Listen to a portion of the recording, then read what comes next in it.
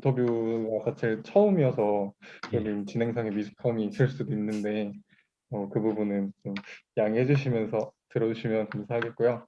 예, 인터뷰 진행하도록 하겠습니다. 예, 예, 첫 번째 질문 먼저 드릴게요. 예. 일단 한국에서는 지금 미국 주식으로 은퇴하기라는 유튜브 채널과 저서 이제 저자로서 훨씬 더 알려지신 걸로 제가 알고 있습니다. 이제 본격적인 인터뷰에 앞서서 지금 현재 운영하고 계시는 미주은 채널에 대해서 간단하게 소개 부탁드리겠습니다. 예, 미주은 채널은 2020년 6월에 시작했습니다. 그러니까 지금 1년이 조금 안 됐죠. 다음 달에 1년이 되고요. 어, 저는 주식 전문가가 아니거든요. 그래서 주식 투자의 전문가도 아니고 또 그렇다고 뭐 경제학을 공부하거나 하지도 않았기 때문에 비전문가 입장에서 제가 직접 이제 미국 주식 시장에 투자를 하고 있잖아요. 그래서 투자를 하는 입장에서 제가 필요했던 자료들을 모으는 과정, 뭐 리서치를 한다든지 그리고 이제 미국 현지 뉴스들을 제가 직접 접하면서 어떠한 내용을 발췌하고 어떻게 참고하는지, 그리고 제가 나름대로 이제 이렇게 열심히 리서치하고 공부하면서 투자 전략도 세우고 투자 철학도 생기잖아요.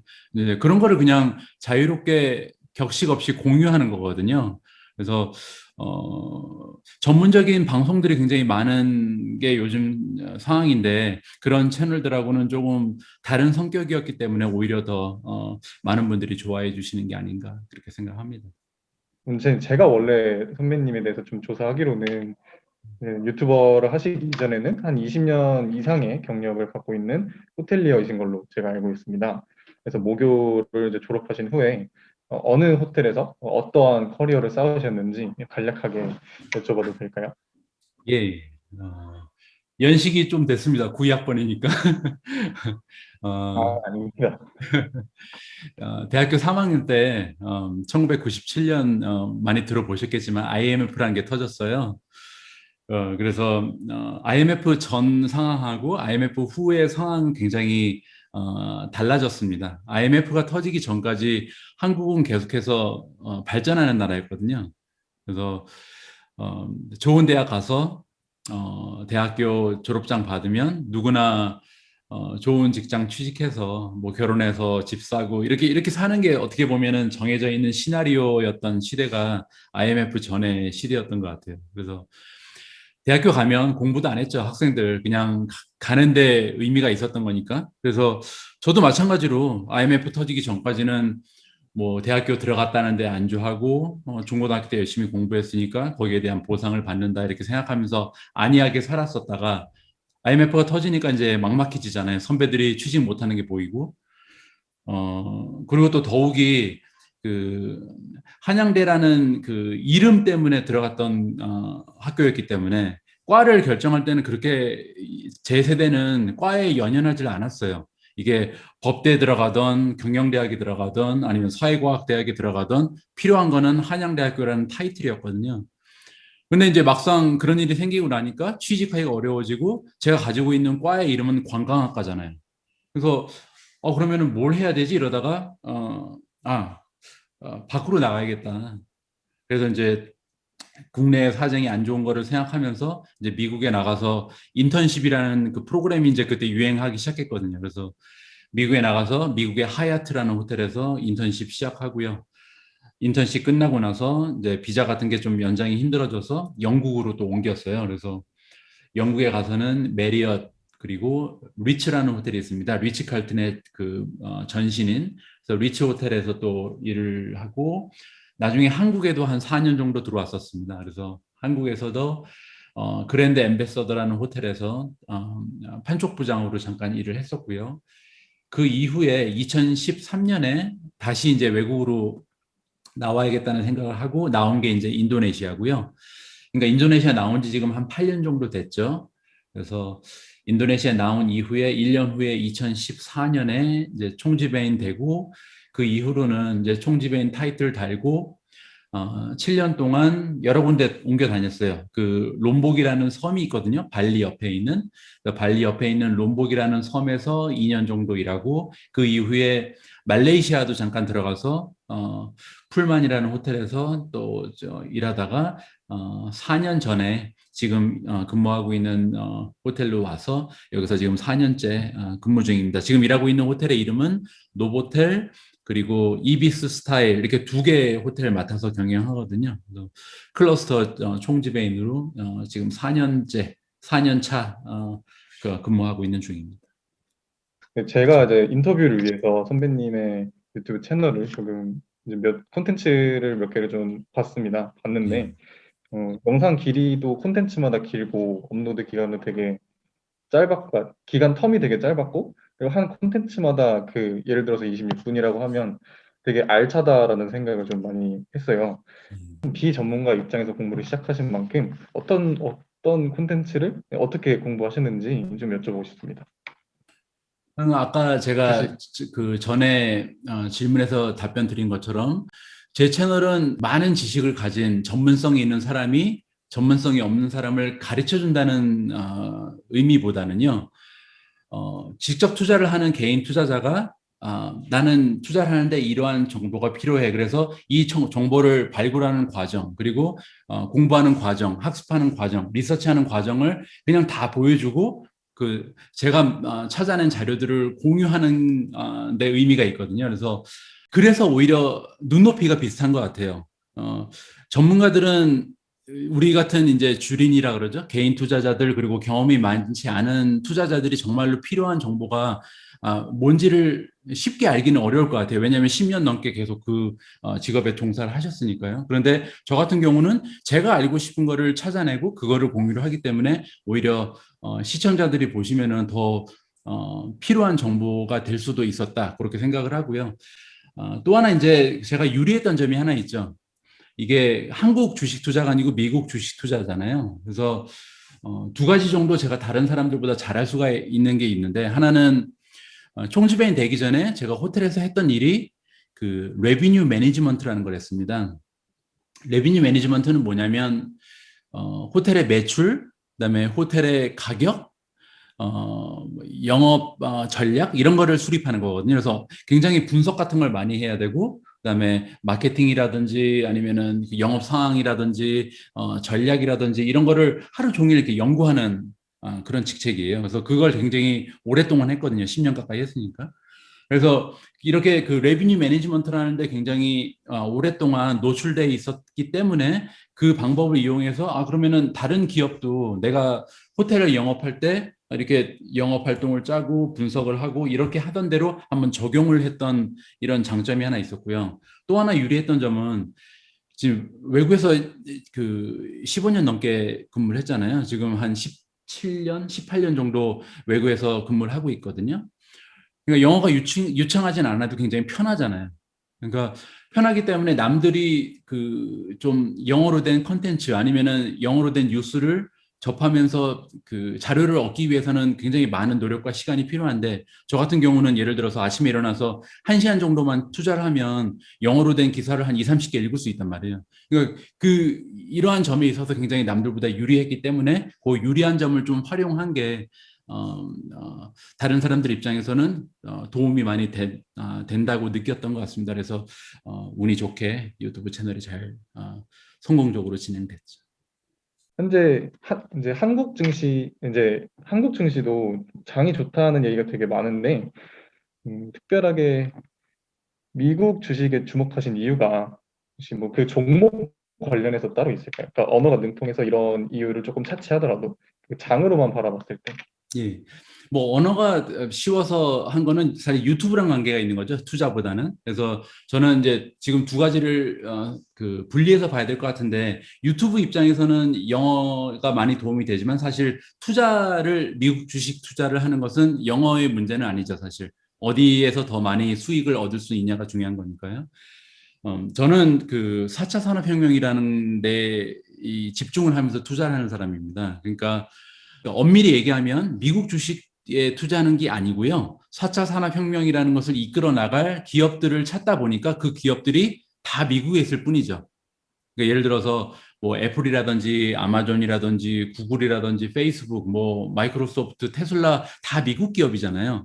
그리고 우리가 이제 앞으로 10년 후에, 15년 후에, 20년 후에 살아갈 그 세상을 만들어갈 기업들이 그들 기업이라고 저는 굉장히 확신을 가지고 있거든요. 그래서 이 기업들이 앞으로 굉장히 많은 성장을 이룰 거고, 그다음에 이들이 많은 성장을 이루면서 굉장히 많은 매출과 수익을 올리게 되고, 그러면 이제 주가는 결과적으로 올라갈 수밖에 없다. 그래서 이 주식들에 투자를 해야 되는데, 하필이면 그 기업들이 다 미국 주식이고, 그래서 미국 주식 시장에 투자를 하게 됐다. 이렇게 정리하는 게 더 맞는 것 같습니다. 네, 알겠습니다. 그러면 아까 말씀해주신 4차 산업혁명을 이끌고 있는 기업들도 이제 되게 많이 있지만 혹시 선배님께서 개인적으로 주목하고 있으신 미국 쪽의 기업을 한두 개 정도 구체적으로 여쭤보고 싶습니다. 어, 뭐 지금 그 말씀드린 기업들이 사실 굉장히 다 좋은 기업이잖아요. 근데 제가 개인적으로 가장 확신을 많이 가지고 있는 기업은 아마존이라는 기업이고요. 그러니까 이제 투자 비중도 제일 높죠. 제가 가지고 있는 전체 투자 금액의 한 10% 정도를 아마존에 투자를 하고 있습니다. 그 이유는 뭐 지금 현재도 사실 아마존이라는 기업이 전 세계에서 어, 세 번째로 매출이 큰 기업이거든요. 그러니까 이미 뭐 전 세계 최고의 기업이긴 한데, 그거보다는 사실 아마존에 제가 투자하는 이유는 아마존이라는 기업의 과거를 이렇게 지켜보면요. 이 기업은 하는 것마다 다 성공을 했는데 거기에 안주를 하지 않고 계속 발전하고 새로운 걸 시도하고 혁신을 만들어냅니다. 처음에는 아마존이라는 그 기업은 사실 책을 온라인으로 판매하는 기업이었죠. 근데 이제 책 판매를 만족하지 않고, 그 성공에 만족하지 않고, 이제 나중에 그 책 이외에 많은 것을 이제 추가하면서 온라인으로 더 이상 살 수 없는 게 없을 정도로 이제 확장이 된 거잖아요. 그런데 이렇게 성공을 했음에도 불구하고 거기서 또 안주하지 않고 클라우드 서비스라는 걸 시작을 합니다. 그래서 지금은 전 세계 클라우드 시장에서 30%가 아마존이 장악을 하고 있거든요. 그래서 그리고 나서 이제 또 클라우드 쪽에서 1위, 뭐 이커머스에서 1위. 근데 거기서 또 끝나는 것이 아니고, 최근에 보면은 뭐 자율주행 시장에도 진출하기 위해서 노력하고, 어, 인공지능, 뭐 알렉사 같은 것도 이제 굉장히 많이 앞서 나가고 있고, 그래서 앞으로 향후에 우리가 흔히 얘기하는 4차 산업혁명이 현실로 다가왔을 때 그 중심에는 아마존 같은 기업이 있을 것이다라고 생각을 합니다. 그래서 개인적으로는 아마존이 제일 투자의 가치가 높다고 생각을 하고요. 또 다른 기업이 있다면 페이스북입니다. 페이스북. 페이스북은 아마도 제 세대랑 그다음에 우리 지금 현재 한양대학교를 다니는 재학생들 사이에 그 바라보는 시각의 차이가 상당히 많이 있을 거예요. 왜냐하면 여러분 지금 학생들 입장에서 보면 굉장히 구닥다리, 어, 뭐라 그럴까, 노땅들이 이렇게 소셜 미디어 이용하는 채널이 사실 페이스북이잖아요. 그래서 그만큼 페이스북이 선구적인 역할을 했다는 거죠. 아무도 소셜 미디어라는 걸 생각하지 못했을 때, 이런 가상의 공간에서 사람들을 이어주자라는 컨셉을 냈던 것이 페이스북이었고, 그래서 이제 지금 20억 명이 넘어가는 전 세계 인구가 사용하는 플랫폼이 됐잖아요. 근데 아까 아마존에서도 말씀드렸지만, 이렇게 성공을 한 게 중요한 게 아니고, 앞으로 페이스북이 20억 명이 넘는 그 사람들이 출근하다시피 이용하는 이 플랫폼을 가지고 무엇을 할 수 있냐가 중요하거든요. 정말 할 수 있는 게 많을 것 같아요. 그래서 오큘러스라는 기업을 인수하면서 가상현실에 지금 많은 투자를 하고 있거든요, 페이스북이. 그럼 가상현실이 만약에 나중에 그 몰입감이 올라가게 되면, 지금 이제 몰입감이 떨어지기 때문에 재미가 별로 없거든요. 뭐 오락을 좋아하는 사람이나 들어가서 이제 게임을 하겠죠. 근데 나중에 가면은 이 몰입감이 심해지면 현실과 가상현실이 구분이 안 될 정도로 굉장히 몰입감이 생길 거란 말이에요. 그러면 굳이 우리가 예를 들어서 한양대학교 부지가 정말 넓잖아요. 정문에서 후문까지 가려면 30분 동안 걸어가야 되잖아요. 그 정도로 큰 부지를 가지고 있어야 대규모의 그 학교를 지어서 운영을 할 수 있습니다. 근데 얼마나 많은 비용이 들어가겠어요. 그 땅값도 땅값이지만 전기세라든지 수도세라든지 관리비라든지 굉장히 많은 비용을 감수하면서 학생들을 그 모아야 이런 대학의 강의들을 진행할 수가 있거든요. 근데 만약에 가상현실이 나중에 현실하고 비슷한 느낌으로 바뀌게 된다면 그럴 필요가 없죠. 뭐하러 비용을 써요. 그냥 지금 우리가 줌을 통해서 대화하는 것처럼 이런 모든 강의라든지 미팅이라든지 아니면 클래스라든지 이런 것들이 다 가상 쪽으로 넘어갈 수 있다고 저는 생각을 하거든요. 그렇게 되면 굉장히 많은 부분이 현실과 그 가상 세계의 경계가 모호해지면서 옮겨갈 수 있다고 저는 봅니다. 지금 현재는 게임 쪽에만 머무르고 있지만 그렇게 되면 20억 명이라는 사람이 이미 이용하고 있는 플랫폼이 해낼 수 있는 점이 굉장히 많아지죠. 그래서 저는 페이스북도 굉장히 발전 가능성이 크다라고 보고 있습니다. 네, 그러면 이제 다음 질문은 이제 저를 비롯한 주린이들의 입장에서 드리는 질문인데요.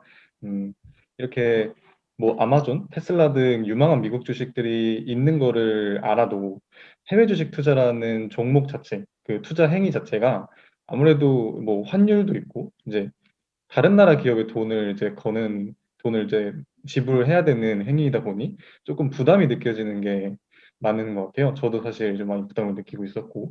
그래서 초보 투자자가 해외 주식 투자에 임할 때 좀 주의해야 할 점이 어떤 것이 있는지 여쭤보고 싶습니다.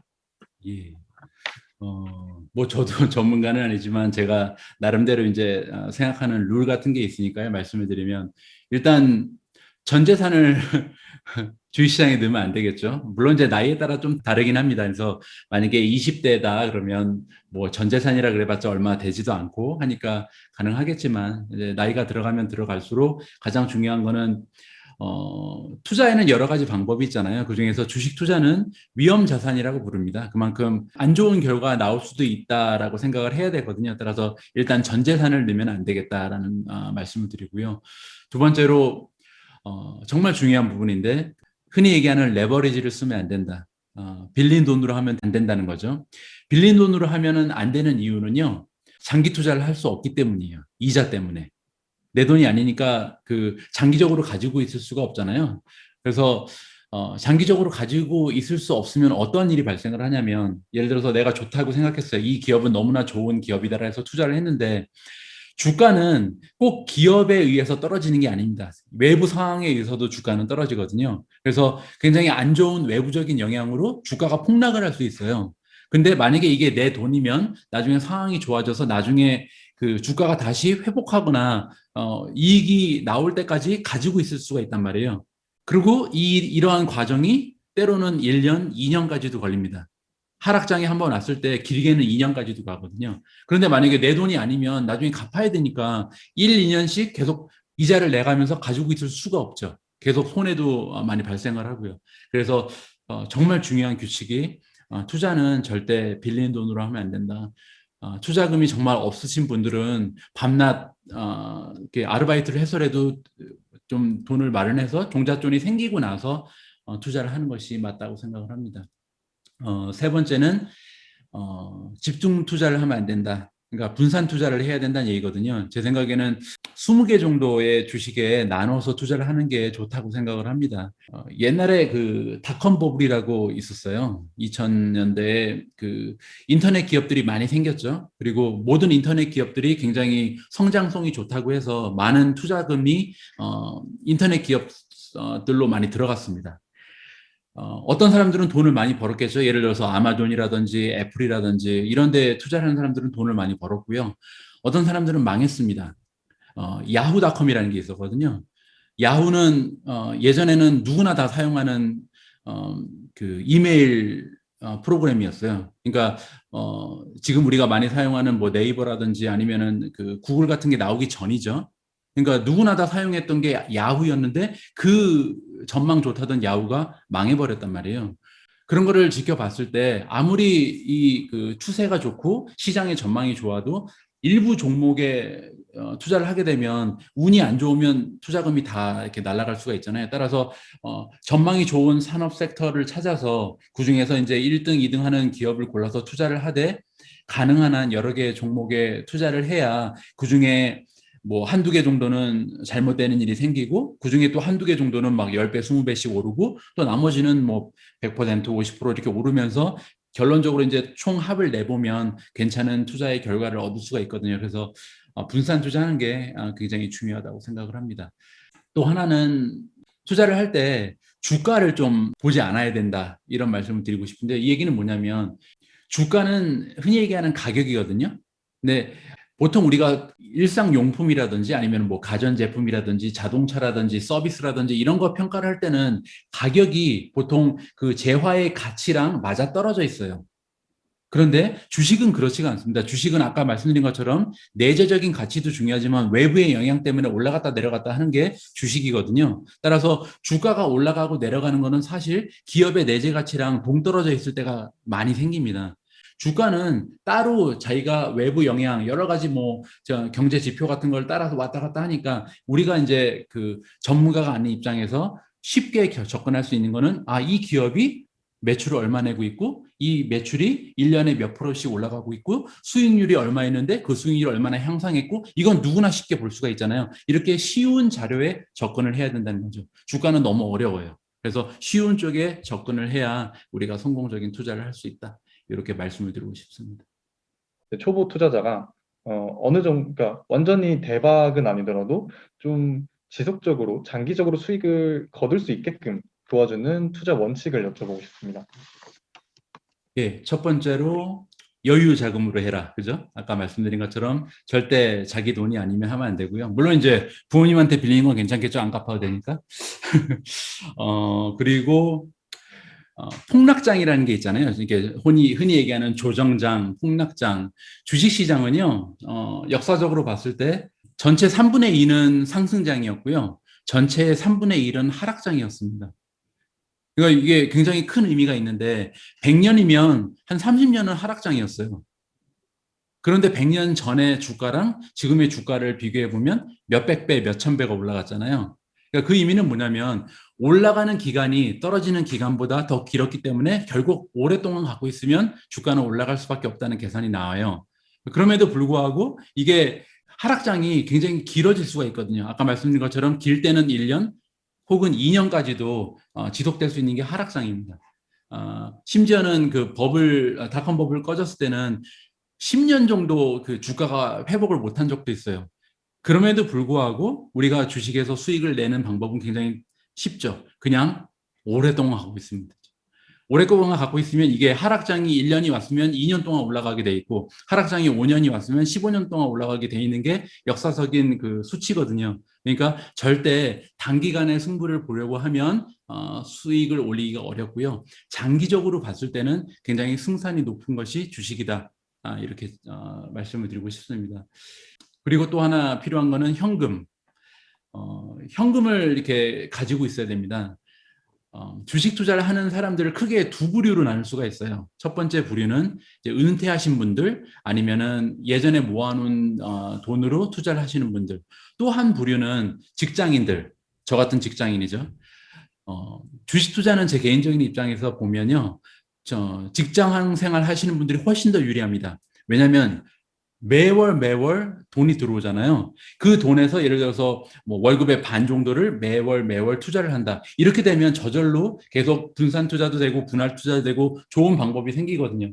그런데 이제 문제는 뭐냐면 은퇴하신 분들이나 아니면은 이제 정기적으로 수입이 발생하시지 않는 분들이 투자를 할 때는 실수를 하기가 쉬운 게 현금을 따로 떼어놓지 않고 가진 돈의 뭐 95%, 100%를 이렇게 주식에 투자하시는 분들이 있어요. 이렇게 되면 뭐가 어렵냐면 아까 말씀드린 것처럼 하락장이 왔을 때 심리적으로 너무나 힘듭니다.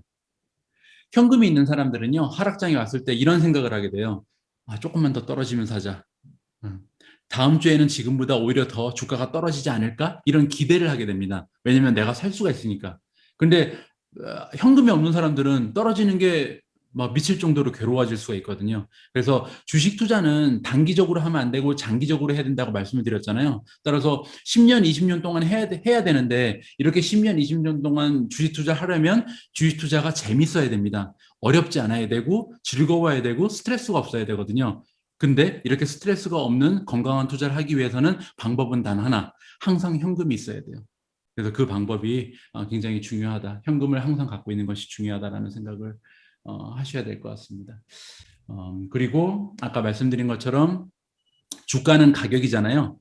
가격은 슈퍼마켓에 가서 내가 예를 들어서 사과를 10개 살라 그러는데 하루는 갔더니 사과 가격이 10,000원이에요. 근데 그 다음날 갔더니 2만 원이에요. 그러면 우리는 당연히 10,000원까지 다시 떨어질 때를 기다렸다가 사잖아요. 근데 주식 투자는 사람들이 이렇게 쉬운 법칙을 잘 따르지 않고 거꾸로 가죠.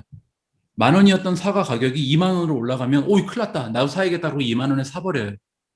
그리고 2만 원까지 올라갔던 사과가 10,000원으로 떨어지면 사야 되는데 오히려 팔아요. 이렇기 때문에 수익을 못 내거든요. 그래서 정말 간단하게 슈퍼마켓에 갔을 때 내가 평소에 3만 원, 4만 원을 줘야 되는 물건이 갑자기 10,000원으로 떨어져 있으면 사고요. 그리고 내가 평소에 10,000원, 2만 원 주고 샀던 물건이 갑자기 5만 원까지 올라가 있으면 사지 말아야 된다. 이런 간단한 상식을 생각을 하면서 기억하면서 진행을 해야 주식 투자도 성공할 수 있다. 이렇게 말씀을 드리고 싶습니다. 네, 말씀 잘 들었습니다. 아까 이제 계속 말씀해 주신 내용들 중에서 분산 투자라는 내용에 대해 좀 더 구체적으로 여쭤보고 싶은데요. 그 이제 분산 투자가 그냥 단순히 한 회사에 집중적으로 투자하지 않고 그냥 여러 회사에 투자를 하는 것인지, 아니면은 음, 조금 이제 산업군에서도 그 경기에 따라서 크게 오르내림을 하는 뭐 약간 사치품 같은 그런 산업 분야가 있는 반면에, 혹은 생필품을 파는 곳처럼 뭐 이제 경기가 오르든 내리든 약간 좀 이렇게 평형을 유지하는 그런 산업군이 있잖아요. 이런 내용까지도 고려를 해야 되는지, 아니면 단순히 그냥 기업만 여러 개 투자를 해야 되는 건지, 이게 좀 궁금합니다. 원래 그 전문가들이 말씀하시는 분산 투자는요, 굉장히 광범위합니다. 그래서 원래 분산 투자를 제대로 하시는 분들은 채권도 좀 투자를 하고요, 부동산에도 투자하고, 그 다음에 주식에도 투자하는데, 이 주식도 단순히 뭐 한 섹터 이렇게 이런 정도가 아니라, 예를 들어서 미국 주식의 50%, 뭐 중국 주식의 20%, 뭐 한국 주식의 10%, 이게 원래 제대로 된 분산 투자예요. 근데 이렇게 광범위하게 하는 것은 주린이 입장에서 굉장히 힘들죠. 왜냐하면 우리가 뭐 채권도 배워야 되고 다른 나라 주식도 배워야 되고 너무나 어려운 거잖아요. 그래서 그렇게 하기는 어려우니까 일단 주식에만 집중을 해서 투자를 하게 되면, 이 주식 시장 안에만 투자를 하는 것도 이미 집중 투자이기 때문에 여기서 또 거기서 한 종목에만 투자를 한다는 건 굉장히 위험하다는 얘기죠. 그래서 이 그 종목 수를 최소한 20개 정도는 가져가야 된다는 말인데, 이 안에서도 사실은 원래는 이론적으로 아까 말씀하셨지만 뭐 경기 순환주라는 게 있고, 뭐 그 원자재라는 게 있고, 뭐 에너지주가 있고, 테크주가 있고, 뭐 여러 가지의 그 산업군이 있잖아요. 이런 산업군에서 하나씩 골라서 투자하는 게 원래는 제대로 된 분산 투자입니다. 근데 저는 그렇게 하지 않아요. 왜냐하면 아까 말씀드린 것처럼 어, 제가 생각하는 미래는 10년 후에, 20년 후에 제가 생각하는 미래는 대부분의 산업이 다 테크 산업 쪽으로 움직일 수밖에 없다는 생각을 하고 있거든요. 어, 가장 쉬운 얘기가 사실 이커머스입니다. 이커머스는 시장이잖아요. 쉽게 얘기하면. 제가 그 자라온 그 시대에는 재래시장에 가가지고 물건을 샀었어요. 근데 그 재래시장이 발전을 해서 이마트 같은 대규모 시장으로 바뀌었죠. 그리고 이 이마트라는 시장이 등장할 거를 아무도 몰랐죠. 만약에 알았으면 거기에 투자를 했으면 돈을 많이 벌었겠죠.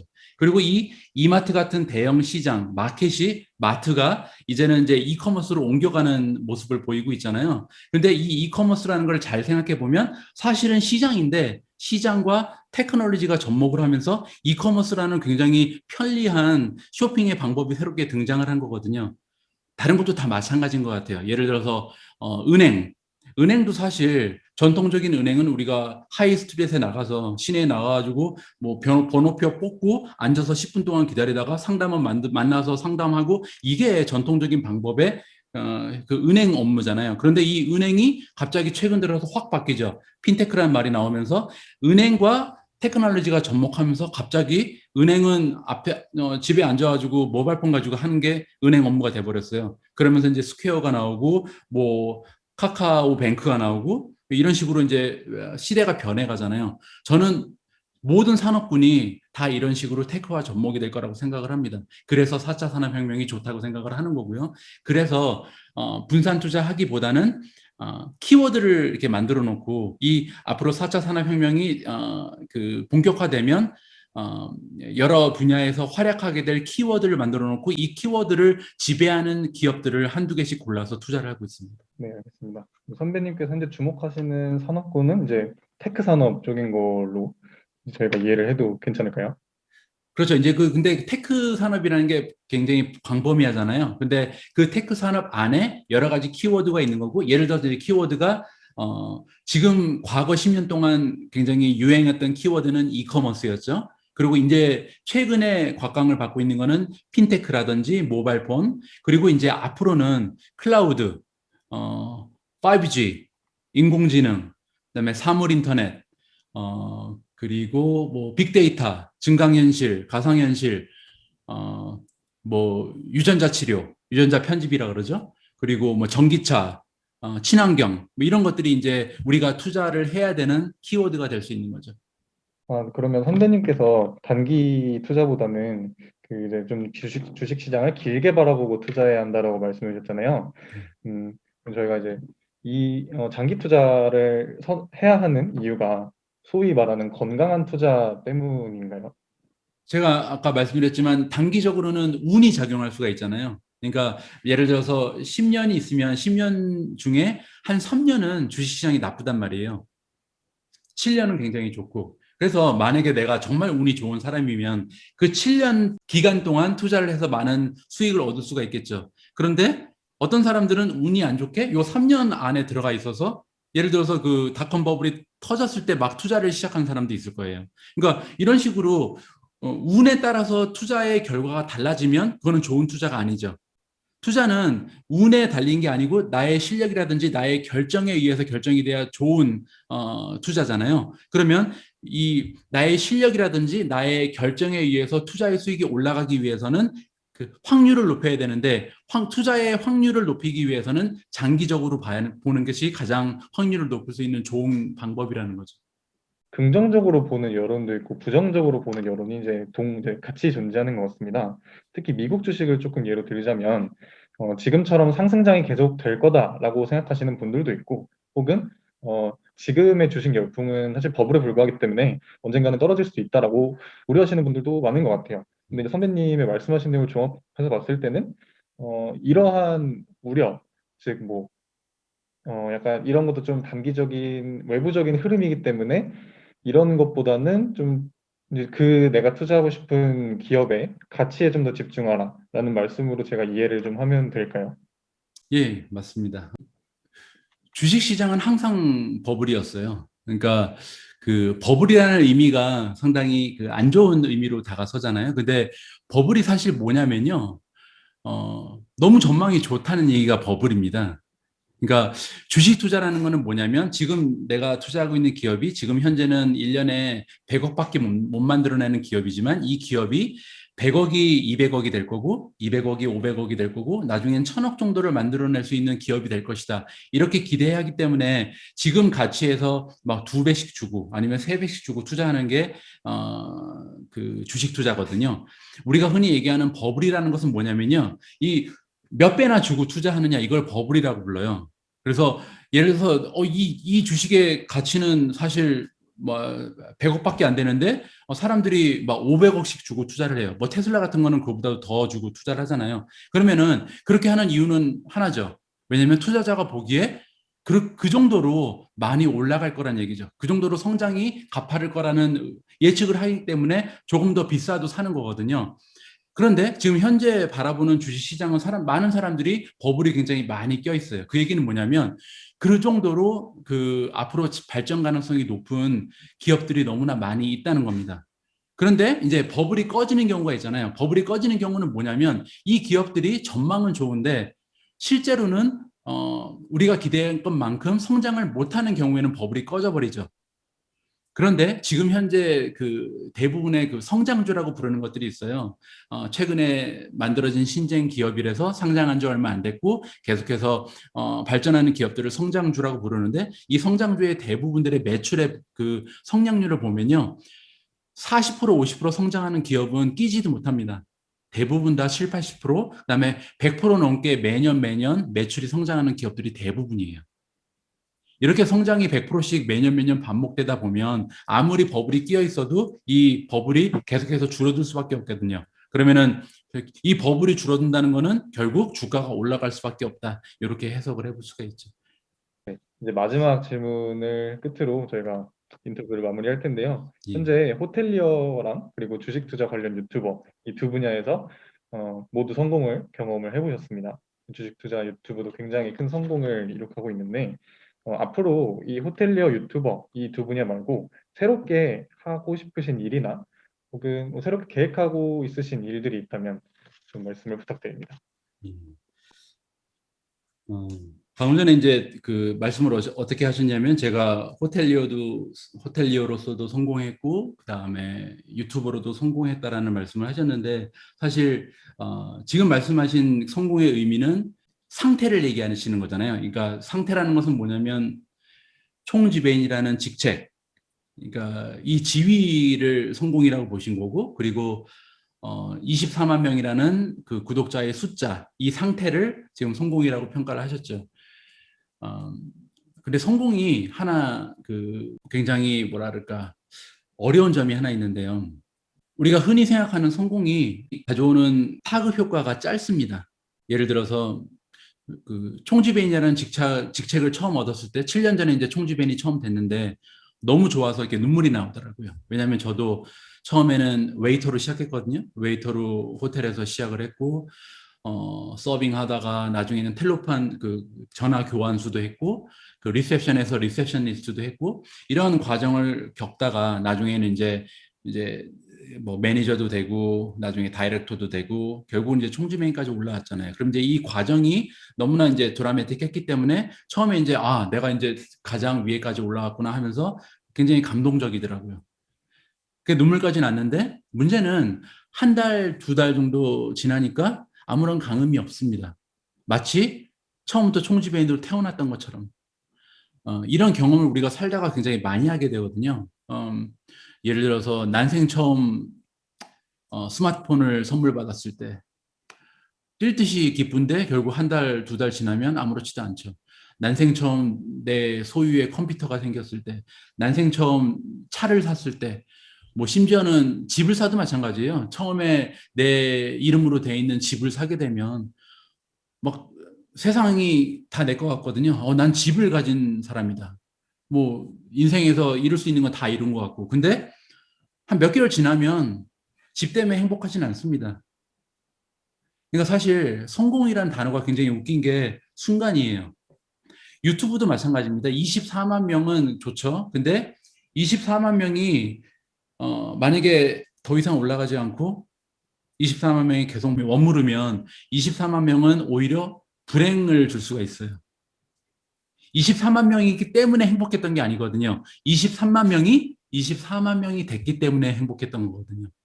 그래서 앞으로도 계속 발전을 해야 된다고 생각을 합니다. 그러니까 직장에서는 좀 어렵죠. 왜냐하면 호텔리어로서는 총지배인이 가장 높은 데까지 이미 올라왔기 때문에 앞으로 이제 총지배인이라는 타이틀에서 더욱 발전하기는 좀 어려울 것 같아요.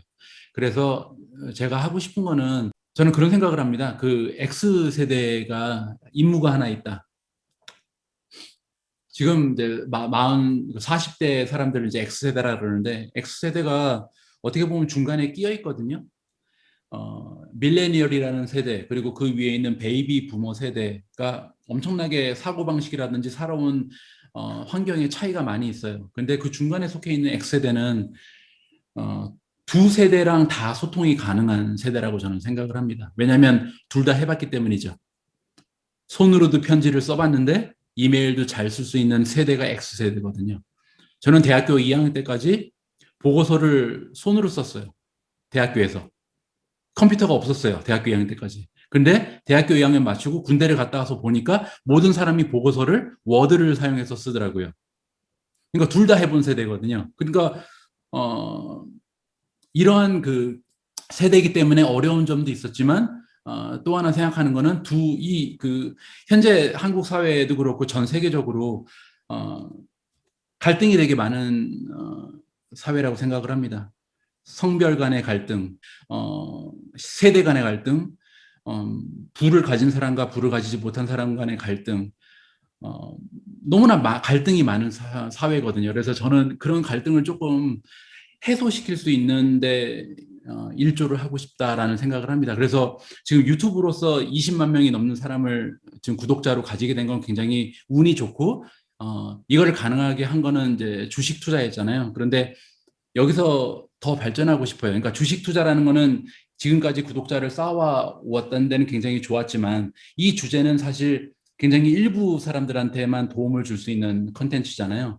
근데 앞으로는 방금 전에 제가 말씀드린 것처럼 기성세대와 젊은 세대를 연결해 줄 수 있는 그런 컨텐츠, 남자와 여자를 연결해 줄 수 있는 그런 컨텐츠, 많은 사람들이 행복하게 살 수 있게끔 도와주는 컨텐츠, 이런 식으로 좀 컨텐츠의 범위를 넓혀가고 싶다. 왜냐하면 아까 말씀드린 것처럼 성공은 매일매일 해야 의미가 있고 제 자신이 행복해질 수 있거든요. 그래서 내일도 행복하려면 내일 저는 또 성공을 해야 돼요. 그러기 위해서는 지금 못했던 거를 또 만들어 나가야 되거든요. 어, 그래서 그러한 방향으로 유튜브를 이용해서 발전을 시켜보고 싶습니다. 오늘 긴 시간이지만 이게 인터뷰 질문에 성실하게 응해주셔서 너무나 감사드리고요. 오늘 선배님을 뵙게 돼서 정말 많이 영광이었습니다.